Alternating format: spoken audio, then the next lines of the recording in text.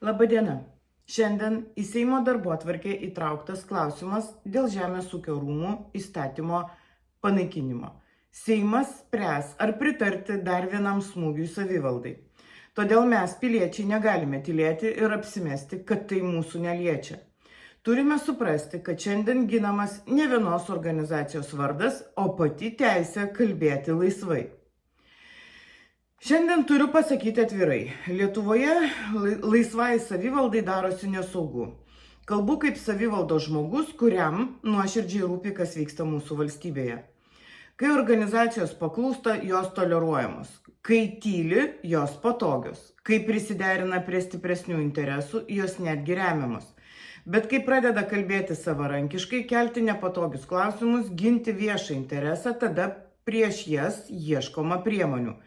Šiandien kalbu apie tai, kaip šimtmetį švenčianti viena seniausių Europoje skėtinių organizacijų yra sistemingai silpninama ir stumiama į paraštes.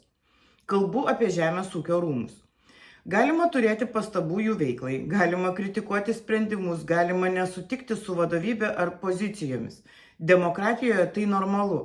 Tačiau šiandien matome ne diskusiją dėl tobulinimo, matome bandymą panaikinti instituciją todėl, kad ji tapo nepatogi turtingiesiems žemvaldžiams.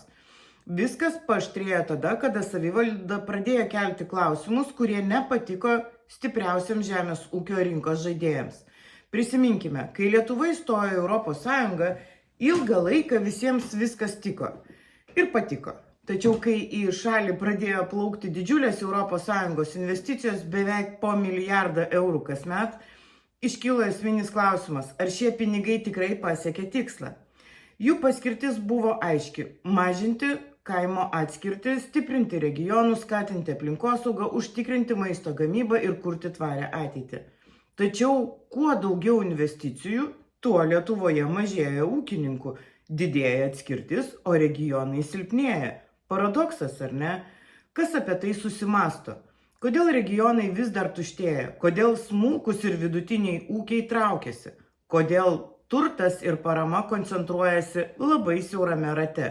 Kodėl kaime mažėja žmonių, nors investicijų mastas milžiniškas?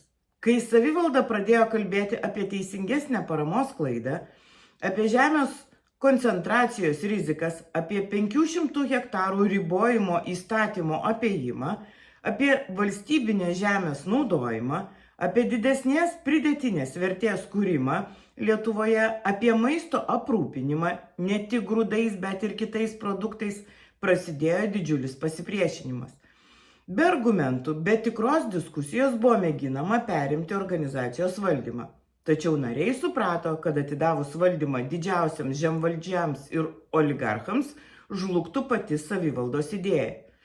Tuomet iš organizacijos pasitraukė bendrovių asociacijos, grūdininkų, stambiųjų pienininkų ir kitų stambiųjų ūkininkų atstovai, tikėdamiesi sukelti krizę. Tačiau krizė savivaldos neištiko.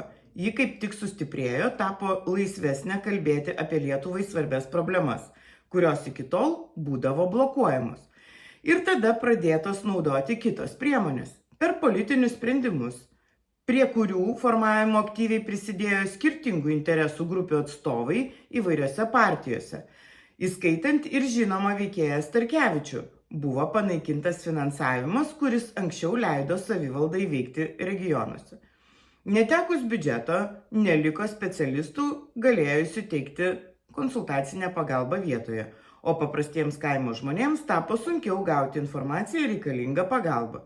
Tai objektyviai sustiprino stambesnius rinkos dalyvius, kurie ir taip turėjo daugiau išteklių, žinių bei galimybių prisitaikyti prie pokyčių. Bet net ir po biudžeto panaikinimo organizacija neišnyko. Ji nors ir sužeista, toliau kėlė svarbiausius klausimus tiek Lietuvoje, tiek Europoje. Todėl šiandien norima ją galutinai susilpninti, panaikinant įstatymą. Jeigu šiandien galima naikinti vieną seniausių Europoje šimtmetį gyvuojančią savivaldos instituciją, todėl kad ji nepatogi, kas bus rytoj? Kuri bendruomenė bus kita? Kuri asociacija taps kliūtimi? Kieno balsą nuspręsime išjungti kitą kartą? Valstybė stipri ne tada, kai joje lieka tik patogus balsai. Valstybė stipri tada, kai joje telpa skirtingos nuomonės. Kai kritika nėra baudžiama, kai savivalda nėra laužoma pagal interesų grupių poreikius. Dar kartą pasakysiu aiškiai, nesu Žemės ūkio rūmų narė ir netgi nesu labai jau palaikytoja. Tačiau šiandien klausimas ne apie simpatijas ir antipatijas. Klausimas apie principą. Ar Lietuvoje saugu būti nepriklausomam? Ar galima kelti nepatogius klausimus? Ar galime ginti viešą interesą, jei tai nepatinka įtakingiems žmonėms? Šiandien į Seimo darbotvarkę įtrauktas klausimas dėl Žemės ūkio rūmų įstatymo panaikinimo. Seimas spręs, ar pritarti dar vienam smūgiui savivaldai. Todėl mes, piliečiai, negalime tylėti ir apsimesti, kad tai mūsų neliečia.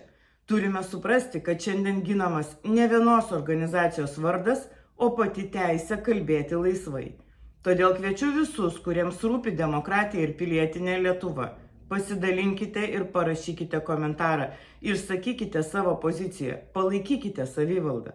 Ne dėl vienos institucijos, dėl principo, dėl valstybės, kurioje laisvas žodis neturi būti baudžiamas. Parodykime stambiausiems žemvaldžiams, kad be pinigų galios dar yra ir žmonės, kurie nors dažnai tyli deja, bet viską supranta. Gražios dienos jums.